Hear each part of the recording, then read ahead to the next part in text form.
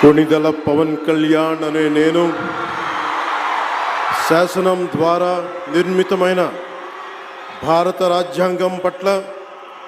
నిజమైన విశ్వాసం, విధేయత చూపుతానని, భారతదేశ సార్వభౌమాధికారాన్ని, సమగ్రతని కాపాడుతానని, ఆంధ్రప్రదేశ్ రాష్ట్ర మంత్రిగా నా కర్తవ్యాలను శ్రద్ధతో, అంతఃకరణ శుద్ధితో నిర్వహిస్తానని, భయం కానీ, పక్షపాతం కానీ, రాగద్వేషాలు కానీ లేకుండా రాజ్యాంగాన్ని, శాసనాలని అనుసరించి ప్రజలందరికీ న్యాయం చేకూరుస్తానని దైవ సాక్షిగా ప్రమాణం చేస్తున్నాను. నేను